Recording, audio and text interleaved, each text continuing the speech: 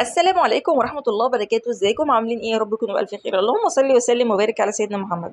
وارد ان يحصل اي حاجة واحنا شغالين، حاجة تبوظ مننا، حاجة تتكسر، بواقي كيك عندك اي حاجة. ده بواقي من ميني دوناتس، او هو مش بواقي، هو انا بدأت اشغل الجهاز بتاعي عادي زي كل مرة.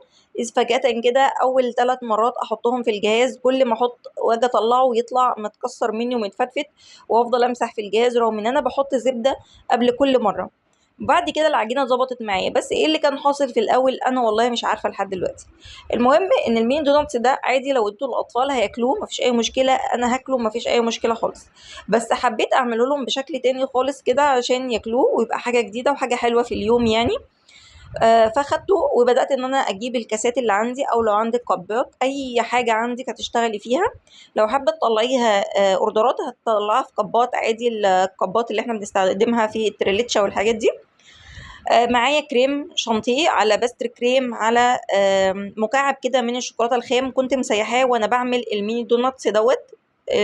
مسيحاه ومسيحه شوكولاته خام غامقه ومسيحه شوكولاته بيضه، علشان خاطر ان انا اعمل بيه الميني دوناتس. فخدت كده معلقه منه من الشوكولاته البيضه ديت، وحطيتهم مع برضو الكريمه من غير بقى اي سكر ولا اي حاجه، وبدات اضرب الكلام ده كله مع بعض. والكريمه كانت خفيفه شويه الى حد ما كانش سمكها جامد يعني، لان دي كبات.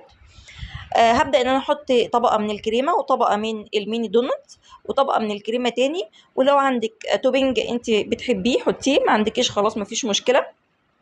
تبدأي تحطي طبقة من الميني دونتس تاني. وبعد كده في الاخر خالص الكريمة بتاعتي هخففها بحليب. يعني اخر طبقة هاخد شوية كريمة كده وهخففها اكتر ما هي خفيفة. يعني هي خفيفة بالشكل ده، لا انا هخففها بقى اللي هي ايه، تبقى سايلة خالص. وهبدأ ان انا احطها على الوش كده. وبعد كده زي انتوا ما شايفين كده، بصوا خفيفة، خففتها بالحليب، باللبن الحليب. وهبدأ بقى ان انا اجيب صوص الشوكولاتة. كان متبقي عندي شوية شوكولاتة غامقة من اللي كنت عاملاها للميني دونات. حطيت عليهم شوية لبن سخنين وبس كده، وسبتهم مجرد ما تقلوا شوية. بدأت ان انا اعمل خطوط كده من الشوكولاتة الغامقة. وبعد كده فوقيها كان عندي في الفريزر جاهز مربى حليب، وكنت مخففاها.